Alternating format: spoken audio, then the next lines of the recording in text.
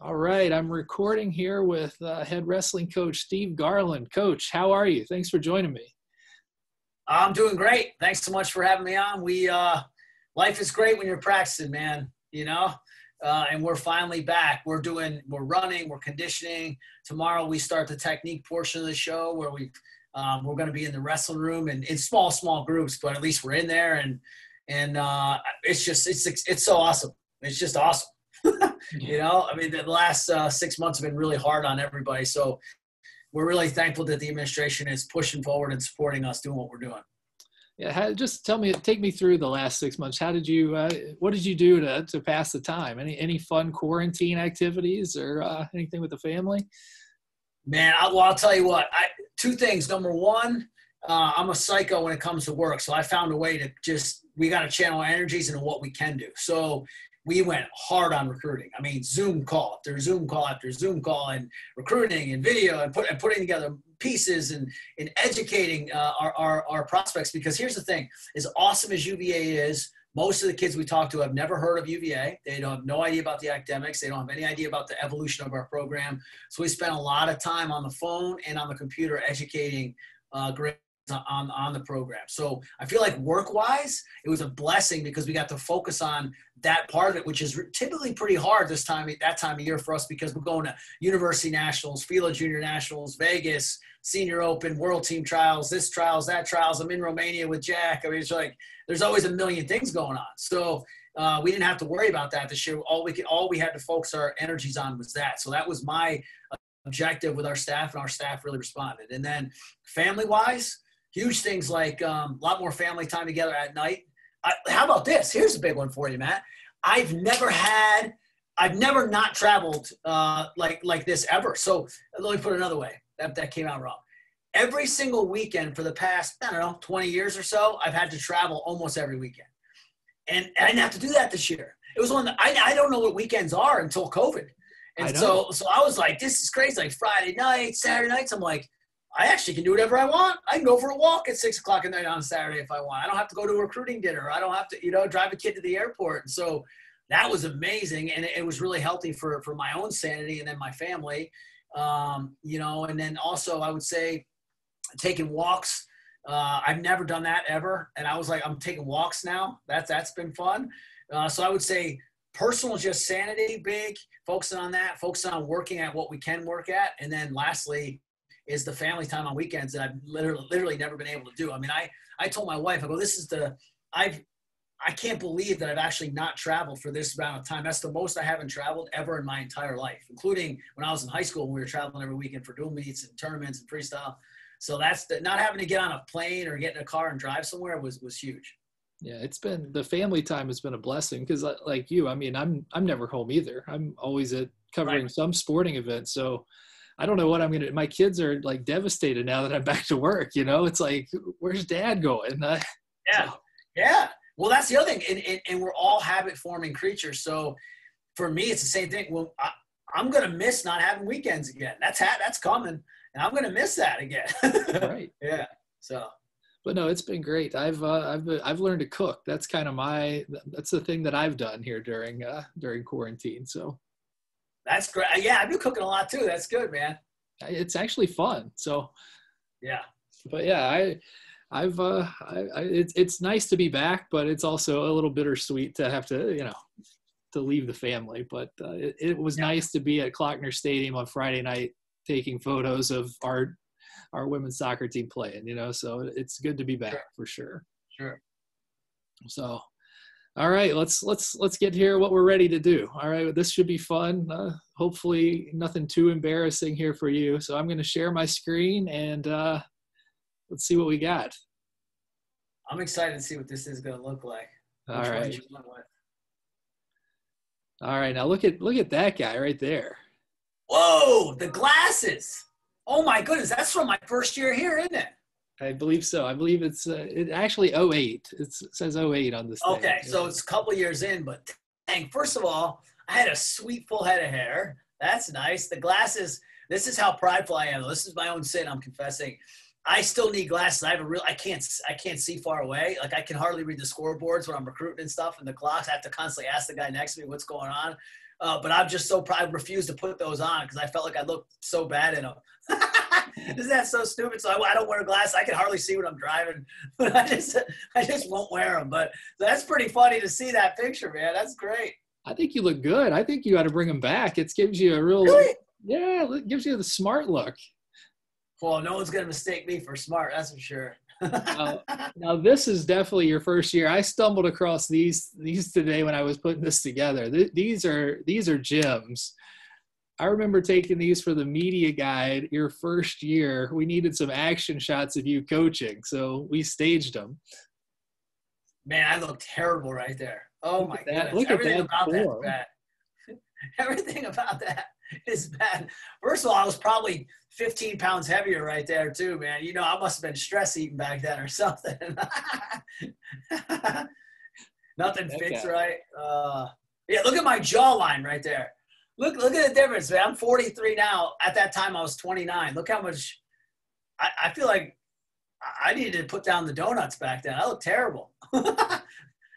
That's great, though. I love that we've got some of Tony Bennett doing the same thing. Like he's out in the court, it's like empty at JPJ, and he's out there like fake coaching and like blowing the whistling through. Yeah. It's always and plus, you know what's cool though to see now? I just noticed this in the background. It's all the old decorations and sort of aesthetics of that old wrestling room doesn't even exist anymore. And I remember, first of all, Dom Starja's dad is the one who did that sign. If you look in the background, there's an All-American sign. I'm almost positive Mr. Starja actually did that for the wrestling team. And then it also shows how far we came over the years, because by the time we got out of that room, we had the whole wall redone. We had redone the entire thing with all our donors got together and helped us redesign the wrestling room. So a lot changed from there. Yeah, it was amazing the how good that room looked when you guys left. Yeah, it was sad that we had to leave because it finally was looking sweet, right? It was. I just saw you scroll past a picture of Henrik. Go back to that Henrik one. I remember that photo shoot. It's way up at the top, I think. All right, this one right here. There it is, right there. Yes, that's my guy. So the reason why I wanted you to stop on that is, number one, I actually remember doing that. And number two is Henrik was one of the key players that helped change our program. Chris was part of my first recruiting class. He ended up being a 3-time All-American, 2-time ACC champion, ACC Wrestler of the Year. He blew everybody out of the box. One year he was, literally a point away from being in the national title match.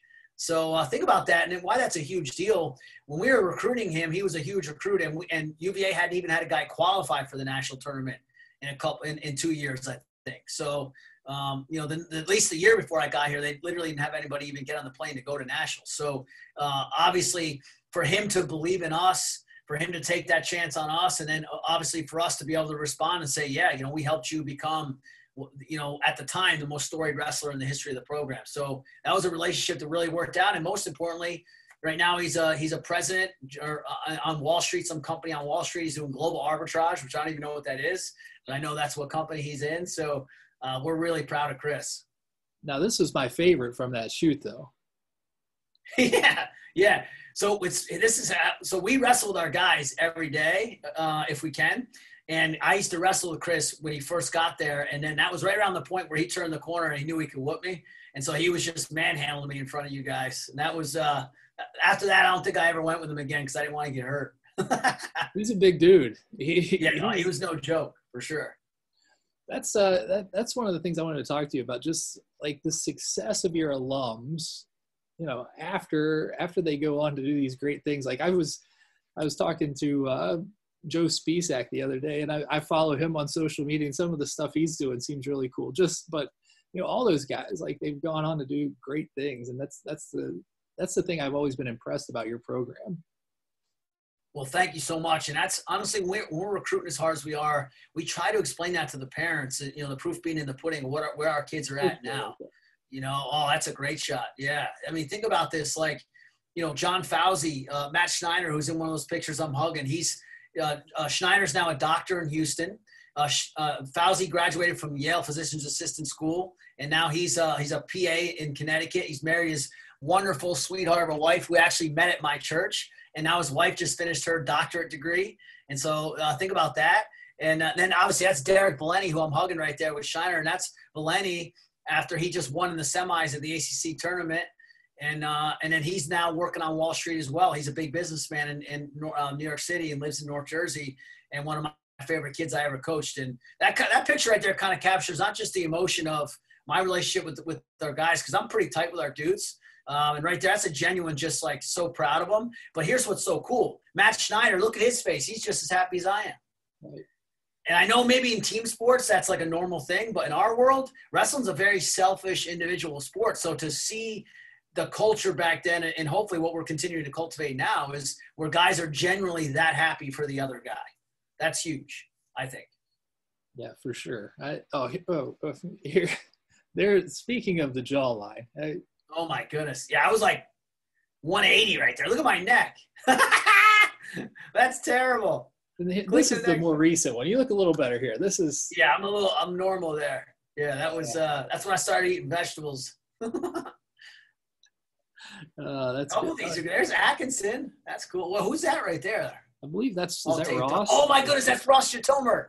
So Jatomer is now I think one of the best coaches in the Commonwealth of Virginia. He runs the program at St. Christopher's. He's a teacher, and he's also the head wrestling coach there. And he and I are very close still to this day. As a matter of fact, we got I can say this legally. We're recruiting a bunch of his guys right now.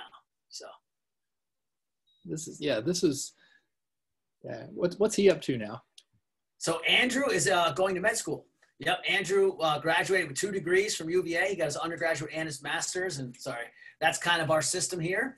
And then he went and worked at I think Martha Jeff Hospital for a year while his wife was finishing medical school. So now he's going. So him and his wife are both going to be doctors. Yeah, pretty impressive. Did one of them lived on the lawn, right? Correct, his wife. Yep. Yeah, I thought so. Correct. She ran track here. Yeah, for sure. Now this is one of the things I love about you. You're so into the mat. Like you are like on the mat, you're jumping up and down. Like you're a fun guy to shoot. Not gonna lie. Yeah, well, thank you. Man, I do get into it. That's for sure. There's so much.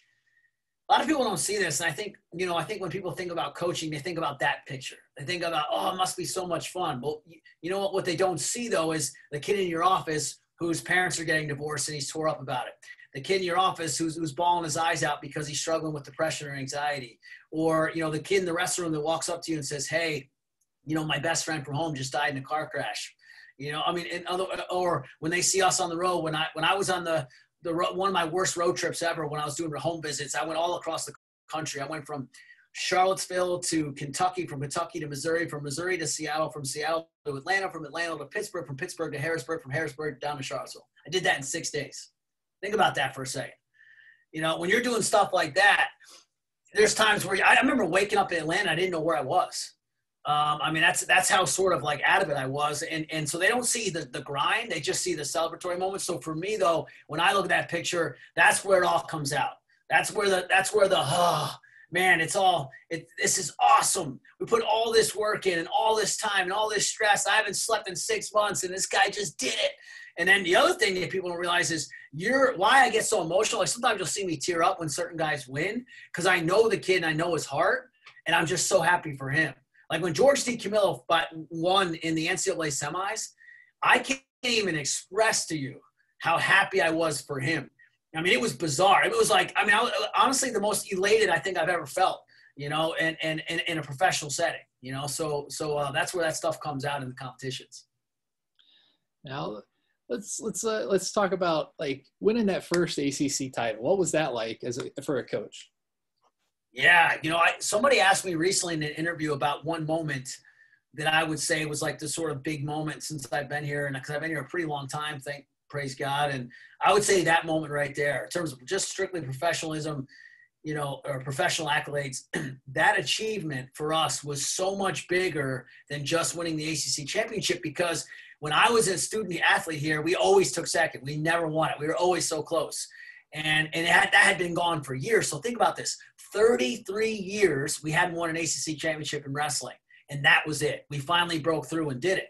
So it wasn't just about these awesome guys you see in this picture, which, by the way, I see 3 round of 12 guys. I see 3 All-Americans. I see doctors and businessman and all these teachers, all these great things in that group. I mean, Jen Moore, All-American. Derek Valenti, All-American. Chris Henrik, All-American. Brent Jones, round of 12. Matt Shiner, round of 12. All ACC champions. All those guys I just mentioned. Mike Salapak, ACC champion. That's all in a couple classes. Oh, Nick Nelson, ACC champion. This is crazy. That's like, what I just named, like 7 ACC champions in just 2 recruiting classes. So obviously those guys did an awesome job, but it's also about all those guys that came before them and struck out and wanted it so bad. I mean, I don't think I've ever had my phone and emails blow up like that. It took me 2 weeks to catch up on all the thank you emails I had to write back to people, because it was people from the 70s and the 60s and the 80s and the 90s. Everyone was just so excited for us. So it was just such a relief, to get that title, for sure. Now this is kind of a funny picture. But this was also, I mean, just talk about the moment, to see these guys graduate and just kind of being a part of that influence in their life and sending them on that path.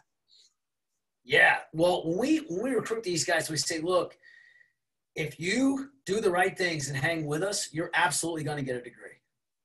I think I've only had one guy that stayed with me and didn't quit. Only one guy in 14 years that hasn't gotten his degree in 4 years on the dot. One guy. So it's a heck of a success rate. We're like at 98%. I mean, and so we promise him that. So to be able to do that, put that cord on his neck and say, you did it. It's that relationship of, all right, you did what we asked you to do, and I gave you everything I had as well, man. I mean, I'm making a funny face there to make it, because it's a funny moment, but it's deeper than that. It's about us holding each other. Basically, that relationship, which is a two-way street. Me giving you everything I've got, and then you doing what I'm asking you to do as well. That's the only way it works. Like it says, Cavs for life, right? I mean, that's it. Yeah, there's Shaney. Chance McClure just got married. This summer. Zach Depot, he's getting his MBA as we speak, I believe, at the Darden School of Business. So not too shabby. Another guy was kicking some serious butt in the real world. Yeah, oh man, look at that picture of the outdoor practice I just saw. Yeah, I was going to talk to you about. You gonna do any of those again? This was fun. My goodness, can you send me a copy of one of those when you get a chance? Sure. Because so this, in my opinion, was one of the coolest things we've ever done at UVA. You're gonna laugh at this, but or you might laugh at this. I told Craig Littlepage on my interview here that we were walking in Central Grounds. I turned and I said, we're gonna do something down in the amphitheater, and he just goes, yeah, right. And I go, no, I'm serious. I'm like, we're going to do something down there before I leave this. Somehow, some way, I'm going to get it done. And everybody in athletics laughed at me. Nobody listened to me. I called Alan Groves, Dean Groves, who's a good friend of the program, and I asked him for help. And he goes, sure, no problem. Within 2 weeks, we had it all set up. And so we would love to be back down there. It's just a matter of, what UVA facilities and stuff let us do it. But this, in my opinion, was one of the coolest things we've ever pulled off. I loved it. Yeah, it was a lot of fun. You can't see the crowd, but there, a pretty decent amount of people came and watched. And yeah, there's probably between 600, 700 kids total throughout the course of the 2 hours that sprinkled in. Yeah. Yeah, it was a good time. And I mean, what better backdrop? I mean, come on, it's beautiful. Yeah, that's what I'm saying. That's why I wanted you to send me one of those pictures. And it's great. Craig showed up. He showed up at that practice, and he loved it. I remember he ran over. He sat down, he watched it. I'm almost positive even maybe Terry Sullivan, who was president at the time, might have even walked through. I forget exactly, but I remember there was a lot of people that showed up to see that because of like you said, aesthetically, look at that, man. It's just so cool. Yeah, it's pretty neat. Now, this is one of my favorite things that I've done in my 15 years at UVA was when I went to Humpback with you guys. Just awesome. You guys still do this every year? Is this true? Yeah. Wow, that's a long time ago, too. Dang, look at all those dudes. Yeah. I'm looking at Nick Sulzer, 3-time All-American, Stephen Doty, NCAA round of 12. I'm trying to think of Will Mason, Yankovic. There's Spisak, who's a 4-time national qualifier. Zach Nye. Blaze Butler, top 7 seed at the national tournament. Derek Valenti, All-American. Derek Papp. Man, this is awesome. Yeah, we do this every single year. We end, no matter what, we end our preseason runs with this run. And then now we've actually started doing it where we do it twice a year. We actually do it once at the beginning of preseason, then once at the end to kind of gauge where they're at, because it's just such a hard run. As a matter of fact, I hiked this with my youngest daughter a couple weeks ago, and it was brutal. I had forgotten how hard it is, right? It's how hard. Yeah, it's really hard, especially when I haven't been running that much, so that was really tough. Yeah. Oh, So there's Gus Seiko too. Gus Seiko was a top 7 seed at the national tournament. Yeah, all the way on the left. Gus. He was a total stud. ACC champ. Yeah, John Fauci, ACC champ, NCAA round 12 as well. George C. Camillo, NCAA finalist. That's a great shot too, dude. yeah, this is one of my favorite all time. This is a top 10 for me, all time photos I've taken. I agree. It's gorgeous. Great job. Yeah, it's Great work. gorgeous. It's the color, the lighting. I mean, it's all. But like you said, how hard it was to get up there. Like it's a challenging hike. But when you've got, I mean, I probably had 50 pounds of gear. We took lights up there. We took, all the camera gear. Like I was struggling, man. I didn't think I was going to make it. I had forgotten about that. I can't believe you actually were able to get up there with all that stuff. That's crazy. That is because you have to climb over trees, and I mean, it's not like just steps. Right. I mean, that battery pack alone, I mean, that thing weighs like 25 pounds. So it was like, I'm not in the best shape, but I'm not like, overweight, and it was a struggle for me. I'm not gonna lie. Yeah. But it was well worth it. Like this is probably one of my favorite posters I did when I was designing posters. So that's such a great group of kids too. That's cool. Then this one, like this was fun too. Like shooting the sparks at them, like that was cool. Yeah, that one came out great. Yep. Yeah, this is Ethan Hayes is in that one. That's funny. Remember, he's the one that helped us when we beat Virginia Tech at home when they were ranked top 10 in the country, one of the biggest wins in program history at the John Paul Jones Arena. I don't know if you remember that. That was a huge event, and he was one of the guys that helped us do that. Actually, Blaze got the pin to win the dual meet for us. He headlocked a 57-pounder. Was a couple-time All-American. Yeah. So, what's George doing these days?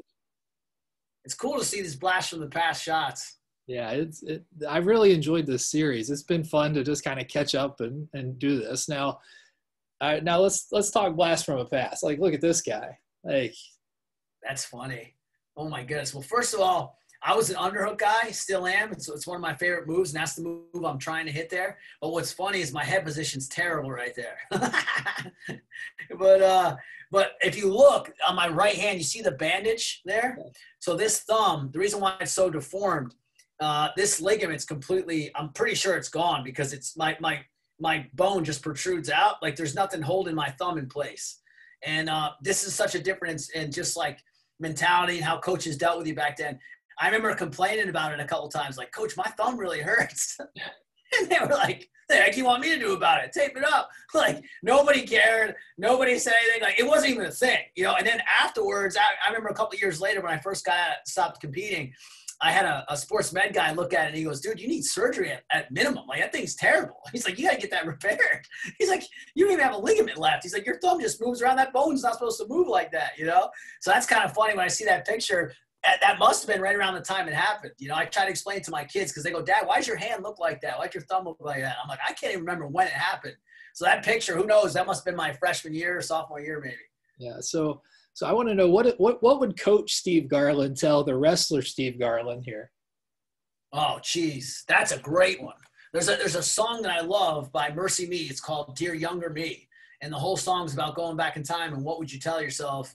I would tell myself, and I don't want to get too deep on a fun show, but I would say, look, number one, stop being so consumed with outcomes. Fixate on the process. Don't fixate on the outcome. Start falling in love with this process, and don't just do it for glory. Don't just do it for a win. Because back then I was a pretty messed up kid. I would do anything to get a goal. But here's the problem when you live like that. When everything you have and everything you are is wrapped up into an accomplishment, and you miss that accomplishment, what are you? In other words, like if everything's about success and you fail, then what are you? You're a failure. Well, that's not true, but that's what you believe when you're that age. And so now I tell my guys, wrestling's what you do. It's not who you are. And back then, wrestling was who I was. So I'd love to grab myself and smack myself in the face, frankly, and say, hey, knucklehead, do you realize that God, you are chosen, holy, set apart, dearly loved, that you are made in God's image for a purpose, on purpose? Do you realize why you're even here? Why don't you try wrestling to honor him with the gifts and talents that you've been blessed with, and not so much to get people to tell you how great you are? Why don't you quit chasing down these, man's empty praise and treasures that fade, and start chasing something that's meaningful? And then my point is this: whether my results would have been different or not, I don't know. But I'll tell you what, I would have had a lot more joy going through it. You know, because I was a psycho back then. Like that guy right there, you're looking at, I don't even hang out with that dude anymore. That dude was crazy. This is one of my favorite shots of you too. You talk about the emotion of getting into it. You got some, there's some pretty good ups right there. What, man, I don't even know what match that was. That's awesome. Yeah. What is that? That's hilarious. I can't believe you caught me doing that. I don't remember doing any of that. That's funny. And the best is that's Mark Ellis at the bottom left, and he's looking at me like, dude. That's good. Tony Bennett probably like those hops. But speaking of Tony Bennett, I had to throw this one in there. I found this photo of Joe Harris when he was. Oh wait, that's Joe Harris? That is Joe Harris. We did a thing when him and Morgan Bryan were our athletes of the year, so we dressed them up in all the different uniforms, and so this was great. You think Joe Harris could have made it as a wrestler? He looks good to me. His stance isn't bad. You know, I don't even, first of all, I didn't recognize him. Second of all, I had no idea that even happened. So that's pretty cool, man. That's really awesome you guys did that. You know, well, you know who we used to, I think it was Justin Anderson, the big, huge guy, left-hander. He used to like always get in his stance when he saw me too. And I'm like, that dude would kill somebody. That dude's he's an athlete, you know? And Harris looks like he's pretty comfortable right there. That's pretty neat. Yeah, we had all the stuff, and when I pulled out the singlet, he was like, "Oh, Matt, I don't know about that." Yeah, he definitely needs. I don't know if Tony's guys, you know, I know they got a professional strength coach helping him, but he definitely could use a little help in the weight room department. But I'll tell him. I'll tell Coach Curtis he needs to work on him. Yeah, you gotta tell him, help me out. All right. Let's go. Let's start. I know we've touched on this, but just kind of you've talked about the relationship and talked about, you know, that. I mean, like Jack said, when I interviewed Jack and did the same thing, I mean, he said he would run through a wall for you. So, I mean, just kind of talk about just that process and how much these guys mean to you. I mean, you've touched on it before, but when you see it, you know, a guy like Jack go through the program and all that he's accomplished, and just kind of go through that. Well, sure. Well, the first thing I see in that picture is the Paulson family as well. How much they've meant to me and my family, how close we've gotten. I think I've said this to you before, but it's the most fun I've had in coaching ever in 20 years. You know, it's the most joy I feel coming to work. It's the most comfortable. You want to work around people that, you know, love you and got your back. And that's been a big thing with these guys. Like, we're really close. We do all our family get-togethers together. We do all birthday parties together. And that family atmosphere they brought to the table and brought it to a whole nother level. The second thing, obviously, like you said, is Jack. And we all got really close with him. And how we got really close is first of all, a foundation of faith. We share the same faith. And so that made things pretty easy stepping point, you know, jumping off point for us. But I would also say that for all my guys, I shouldn't say pride myself. I hope, my goal is that I'm going to be just as loving to them in the pit when they're struggling with something as I am when we're celebrating on the mountaintop. And I think that's how you really get to somebody's heart, is if you're willing, I'm willing to step down in there in the dirt with them. I'm willing to get down in the pit with them when they're struggling and just just sit next to them in the bunker with them and maybe not even say anything at all. And I think that's when I know for coaches get a bad rap because, let's face it, they only care about the guys that are winning for them. But I think our staff does a really good job of caring about the person as opposed to just the wins and losses. We care about winning a whole lot too, but we care about that first, and then that's what creates that loyalty, I think. All right. There's one photo. There's a photo after Jack pinned the guy at JPJ this year from Tech, and you're jumping into his arms. Like, that's one of my favorite shots of both of you. It's a great one. I should have put it in here. I thought I had it, but that's one of my favorite moments. That was a good one. So. Me too. I saved that one on my phone, buddy. Yeah, I saved that one. I got that on my Instagram too. I mean, that's that's it right there. That shot right there is just like, it's because it's a lot of fun too, you know? What I've learned over the years is to have more fun. I think I got so intense at times, again, when I got consumed with the outcome and fear and, well, if we don't win and what are we going to do? We got to get better and we got to keep achieving and we got to build the program, and that can make you crazy. And now, you know, I think over the years, and different coaches have helped me with this, specifically the Paulsons have helped me with just have a little fun. Now, this is supposed to be a lot of fun. Like, I even let them this year for the first time ever, they can blast music after the matches. I never did that before. Now, like isn't that weird? Like I'm like, because I guess I see this in basketball. It's like the culture of football after games. You know, like Bronco has hit the rock or whatever. I never did anything because I was like, I was just too game. I was just too business. Like we got business to take care of. We're business every day. And now this year and last year after we win, I'm like, go nuts, play whatever you want, eat whatever you want. Let's have some fun. And I just hang out with them. I just sit there and just giggle and watch them all celebrate. And that's been a really cool thing, you know. And I think, you know, you see how happy Jack is right there. I think it's also because the happiness that you exude then pours out on them, or vice versa, right? I've made the mistake so many times of being too much of a ball of nerves, and that affects the people negatively. But when you show up to work ready to enjoy yourself or a competition, it pours out on these guys as well. You mentioned the Paulsons, and I remember it was a couple Halloweens ago, and you all were the Incredibles, and my family was also the Incredibles, and we had the hulked out costumes, and I tweeted at you, do you guys even work out, bro? Like, yeah. That was a fun Halloween, man. That was all Travis and Bonnie, his wife. That was their ideas. They're the ones that got the outfits for us. That was good.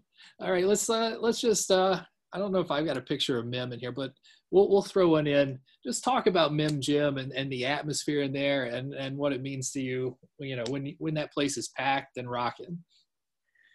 Yeah, well, it's, you know, Mem became over time a really good atmosphere for wrestling. I'll never forget when Pat Popolizio from NC State, after one of our duels early on when you got the job, he goes, I really like what it feels like in there, you know, because when it gets packed, it gets packed. And when it gets loud, it gets loud. Like, for example, 2 years ago against, I don't know if you remember the pit match, came down to triple overtime, the very last bout, triple overtime. If we get out, we win the match. I mean, it was so dramatic, and people were going crazy. And Gavin and Lean afterwards were like, man, that was rocking. That was the best I've ever felt it up there. So that's evolved over time, and it's really been a huge help to us. And there was a run we went on. I don't know. Bill Bunting would be able to tell you the number, but I'm almost positive we went like 30-1. 33-1 or something like that over a 6-year stretch at home. It was like a crazy home dual meet run we went on. And so it obviously for a time was a huge home field advantage for us. And now we're obviously trying to build up the JPJ atmosphere and get the John Paul Jones Arena more. But we certainly appreciate when the fans show up because we need it. Awesome. All right. Well, I've taken a lot of your time, but I always end on, let's just talk about what the University of Virginia means to you. Spent a lot of time here. Well, thank you. Well, and I tell this to recruits a lot, and they probably think I'm just whistling Dixie because every coach talks about how great their school is. But for me, it was personal because this place changed my life. There's a few things in my life that I can point to and say they were monumental shifts in who I was and how I carried myself and how I operated, how I lived my life. And Virginia was one of those big pieces. I would say it's one of the first transformational pieces in my life because when I came here, Matt, I was a really young, ignorant kid from a small town in New York and had a giant chip on my shoulder. And I had a lot to learn. I had a lot of growing up to do. I had a lot of maturing to do. And what UVA forced me to do, and I mean that sincerely, it was be a competitor. It's such a competitive place. When you walk into a class here at the University of Virginia, it is on. And no one cares if you don't know the material. The girl next to you, she will crush you and enjoy every second of it because everybody in there is the best of the best coming out of high school. They're like academically, they want to crush it. And then you walk into the room and, you know, I'm working out with Matt Roth, eventual All-American, state champion from PA, eventual All-American. He's ripping my head off. He doesn't care who I am. He doesn't care that I think I'm tough. He's going to kill me. And so I had to rise up and change that. And I remember like halfway through about maybe my third year here, I remember walking through the lawn when I finally felt like I figured it out. And I was like, yeah. I had a 3.0 at the time. You know what I mean? I was grinding. I was ranked top 10 in the country. I was an ACC champ. I was like, yeah, I can do it now. Like this place, this is my home. And there's a pride. There's a sense of just you feel great about it. And then when you look around, you see how aesthetically beautiful it is. You know the history of the university. You feel like you're in a special elite group, to be honest. And that's what I felt like walking around this place. And so now I cherish that, and I try to share that with kids who have never experienced it and say, look, it's a special place. I know a lot of people tell you that, but here's why. Here's what it did in my life personally. Here's who I was before I came to Virginia. Here's who I was coming out of there. Nice. So all right. I send this to the student athlete, like when I have a former student athlete, which you were. So and you're a coach now. So like, what's what is your recruiting sell here to the University of Virginia? Wow. Well, man, I always focus on the pillars of our program, much like Tony Bennett. You know, I say, listen, everyone's going to tell you how great they are. They're going to tell you great school, and all that stuff. I'm like, first thing I say is, listen, sift through the baloney. Not every school can be a great school. If it was, then they'd all be great schools. It's not possible. In other words, like, if you truly, like, in other words, I'll say, listen, what do you want to do? Kids will say, I want to be a doctor. Okay, well, I've coached this many doctors since I've been here, just since 2006. This is how many of doctors total have wrestled for our program. The proof's in the pudding. So in other words, our path to that career field is pretty impressive. And so you can do it here, and here's how it's been done. Oh, you want business? Well, here's all the list of guys that are CEOs. Here's all the guys that are crushing. They're vice presidents of companies. Here's all the entrepreneurs. Here's all the guys that got MSs and MBAs from our wrestling program. You know, and I'll say, so there it is. And so you try, if you really want this for your life, this place can absolutely do it for you. And then the second thing is I say, but how are we going to get there? Because it's not enough to set a goal. You have to have a plan in place to get to the goal. So the first pillar of our program, focus, surrounds around getting a plan in place that's specific to the athlete. One of the reasons why Jack and I were so close is I was constantly customizing his training, his counseling, his nutrition, his weight, everything. It was like whatever he needed to get to the best where he went. It wasn't cookie cutter model.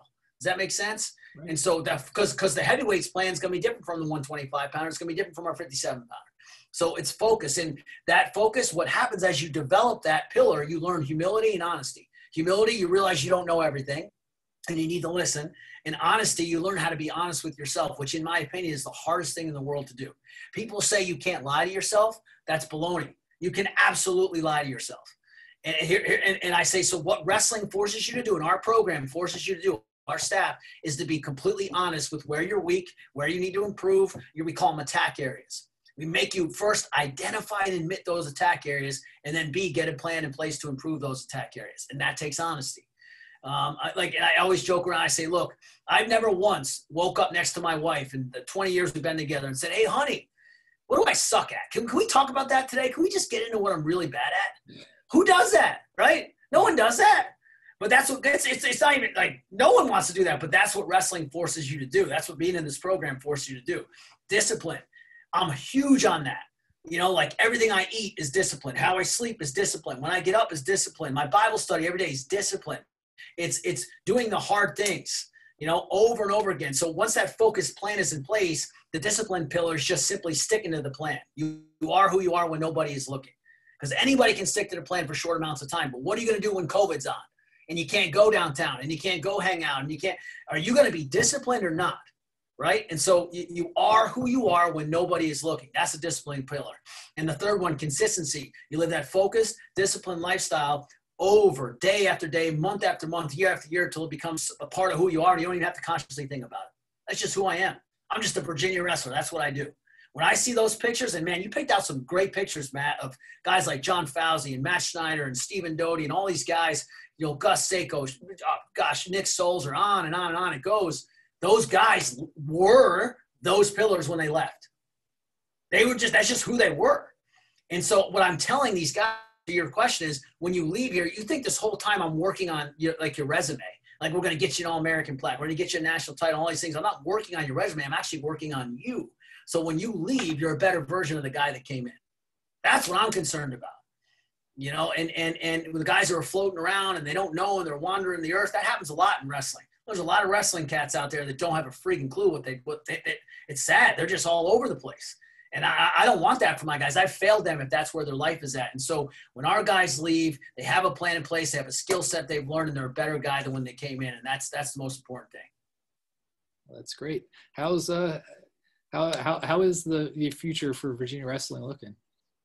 Bright? I think pretty exciting. I think pretty good. I mean, I say, again, I've been saying this a lot too lately. I think it's the best culture collectively.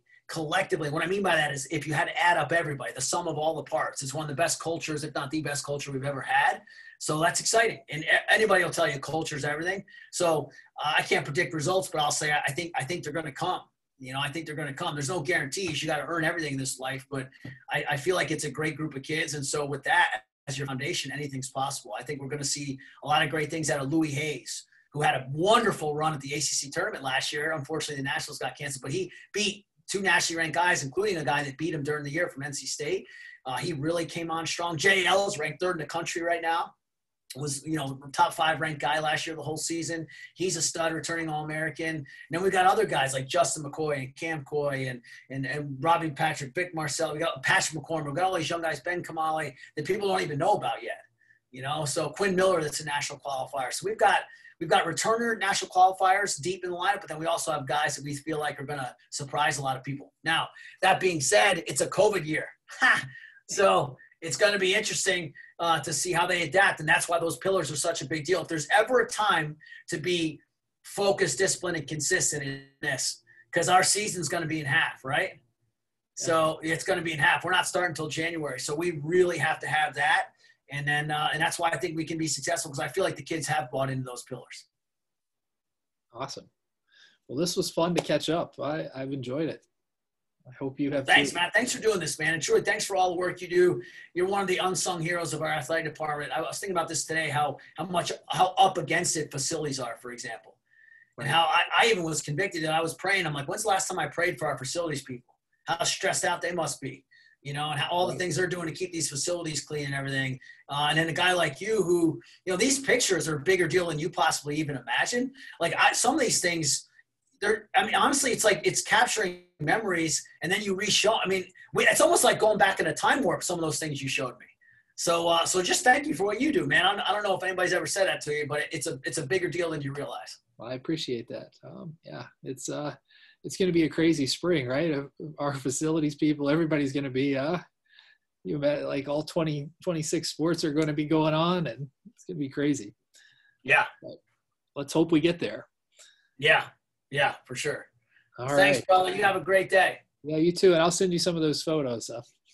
Thank you, man. Take care. All right. Take care. See ya.